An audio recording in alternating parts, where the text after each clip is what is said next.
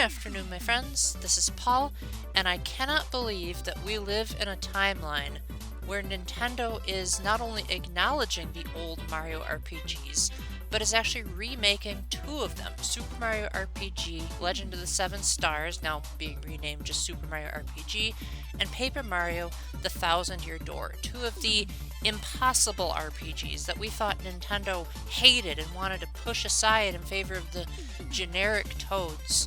You have no idea how amazing it felt when I saw the trailer for Super Mario RPG and there was a Toad with a mustache.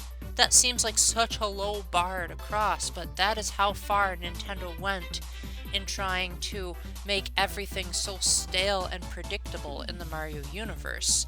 In fact, it seemed like Mario had just been on a sharp decline ever since after Super Mario Odyssey released, as it felt like Nintendo was just playing it way too safe with the recent Mario games. You take Mario Party Superstars, which is phenomenal, don't get me wrong, but a lot of the unique character designs, especially in the Toads, were modified so that they were just the generic model. You take something like Mario Strikers Battle League, where it has incredible character animations, but not much more than that. It doesn't take a whole lot of risks in the Mario universe. It's about as play it safe as you can imagine. There's the new Super Mario Bros. Games, which they're better than I think most people give them credit for, but they're also not terribly original and creative by Mario standards. Just to further make fans feel super embarrassed about it, Nintendo delisted Super Mario 3D All-Stars and Super Mario Bros. 35 on March 31st, 2021, probably going to be the most memed on date in Nintendo's history. And it seemed like they were doing everything in their power to actively make fans, especially Mario fans, angry at them. And with everything going on in 2020 and beyond, why did Nintendo have to make everything worse? It just seemed like they were not listening to the fans and actively going against the fans for pure spite, and if not pure spite, then really ridiculous logic that no one but Nintendo would think of. Like, why would you want to cancel a game 6 months after you release it? The explanation of, it's Mario's anniversary, so we can only celebrate the anniversary for so long, that's stupid reasoning. Anyway, rants aside, it did seem like Paper Mario the Origami King was a sign from Nintendo to us that they did not care what the fans thought, and that they were going to do it their way, and they didn't care who they offended.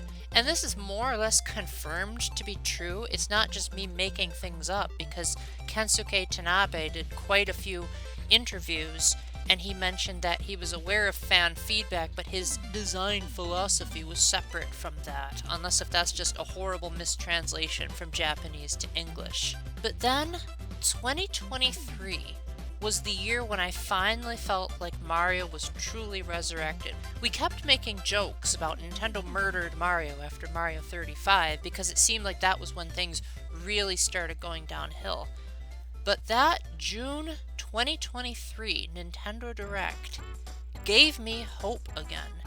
It made me feel like Nintendo actually cared about Mario and they actually cared about the fans. We got the announcement of the Super Mario RPG remake. You got Princess Peach Showtime, which I don't think has a single familiar character in it besides Peach. It looked like they're all unique. Super Mario Bros. Wonder, people have compared it to a drug trip, which is certainly not something the new Super Mario Bros. Games or the recent Paper Mario games can say.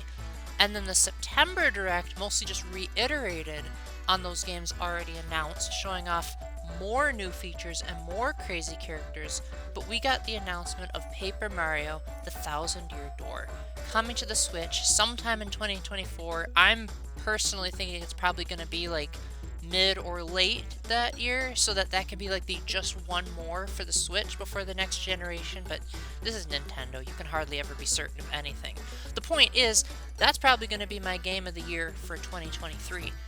Not necessarily just because I'm biased against Paper Mario 2, but because there's a deeper symbolism behind it, and I'm a very straightforward person, so when I think about deep symbolism, you know that this affects me personally, because I usually don't like using a lot of metaphors. The mere existence of a Paper Mario 2 remake, not just a port, not just what they do with Switch Online, but a full-fledged Remake that you can actually buy, and if you get the physical version, you can actually hold it in your hands. You don't have to be tied to an online service just to play it, shows that Nintendo actually cares about what the fans are saying. They're going back on a lot of their old Mario mandates and realizing that this is going to make a profit. The Switch has way more fans than the GameCube did, so even if Paper Mario 2 didn't sell that well back in 2004, things have changed quite a lot since then. Nintendo's marketing is better, the Switch is better, the portability is better, the price. Complain about the $60 or more price tag, it's inevitably going to be all you want. It's a heck of a lot better than what you're paying if you're going on the second-hand market trying to buy a copy of Thousand Year Door for GameCube.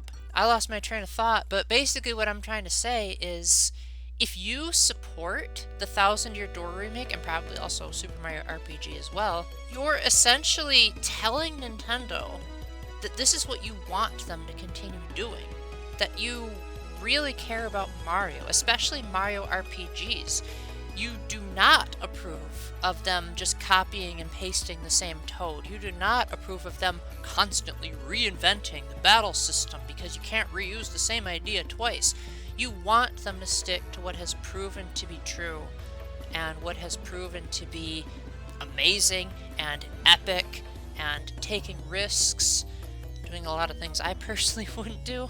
But Nintendo, they made a great product back in 2004, and they seemed to try to distance themselves from Thousand Year Door even before all this Mario Mandate stuff happened. Super Paper Mario was the original sticker star of the Mario RPG community, where people were furious that it went from an RPG to a platformer with RPG elements. Nowadays, Super Paper Mario is revered because it has a really deep story, and a lot of people seem to like the switching from 2D to 3D mechanic, but when it first came out, that was the opposite of what was on people's minds. So it seemed like Nintendo hated Mario RPGs with a passion, but now it seems like they're coming back. With all of this resurgence, who knows? The future of Mario RPGs and Mario in general could be even brighter. Maybe we could get a new company to take over Alpha Dream's Mario and Luigi franchise, and instead of being like Paper Jam where it didn't have a single original new character, maybe we'll get some more creative NPCs and amazing enemy designs and whatever Dream Team was doing with Dreaming Luigi. But this could also go for the mainline Mario series and Nintendo as a whole, as it seems like even their other games are starting to branch out and be more of what the fans wanted and not being so tone deaf, so to speak. We got the return of F-Zero. It may not have been the brand new revolutionary F-Zero GX remake that I think a lot of people were hoping for, but it does at least show that after 20 years, Nintendo realized, you know what? People actually really like F-Zero. Why don't we make more of these games? So if you support Paper Mario 2, it's primarily going to be a Mario stance. So if you're not a Mario fan, this video is probably not going to make a whole lot of sense to you. But I think if you support the Paper Mario 2 remake, you are telling Nintendo that their old ways were not outdated and horrible.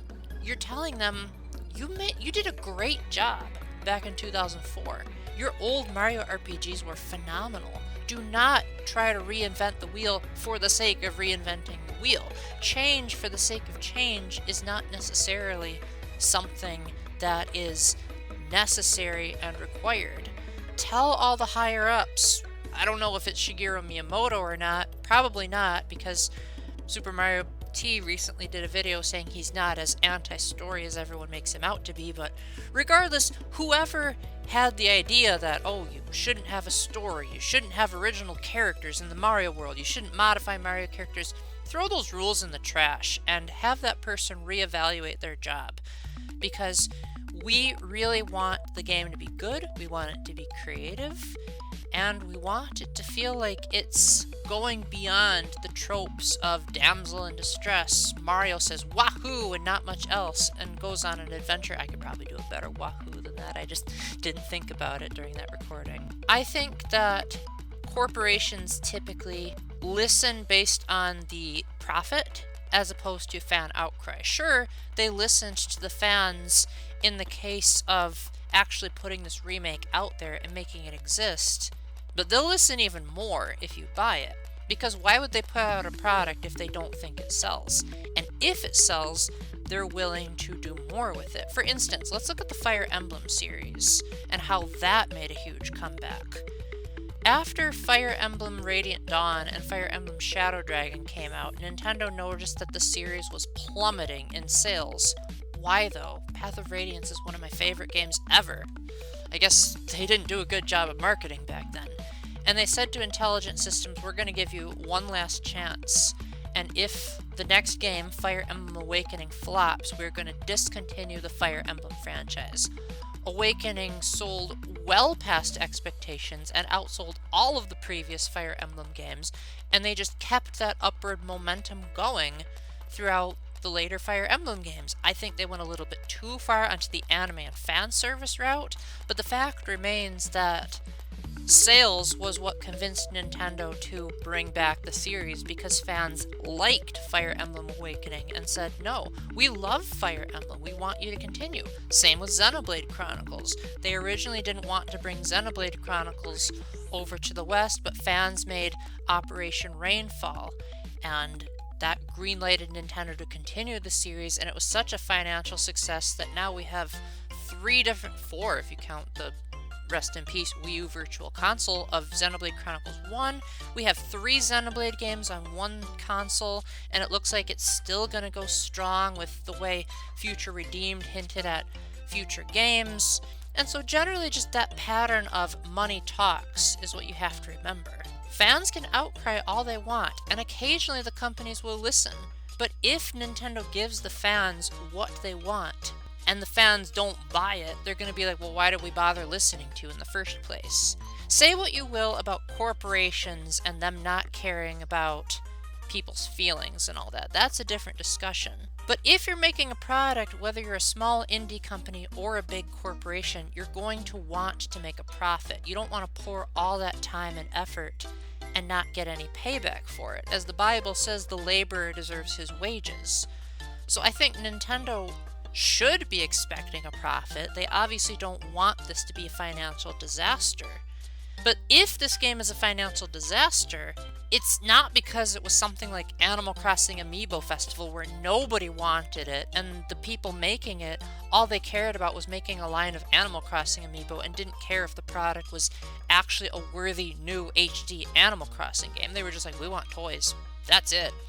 It's not going to be the next Metroid Prime Federation Force, where no one wanted that and they didn't think it fit into a Metroid universe. This is a passion product, not just a simple upscale, not just another new Super Mario Bros. U Deluxe, but a full-on remake with the wacky character designs, from what I've heard, some new characters that weren't there in the original, and all the graphics are being redone, there's new sound clips. Everything feels like Nintendo is going above and beyond to say, not only are we giving you what you want, but we're making it better than what you remember, to show that we really, really care about this product. We're not just lazily slapping it together and calling it a day. Tears of the Kingdom was delayed an entire year just so that they could get rid of the bugs.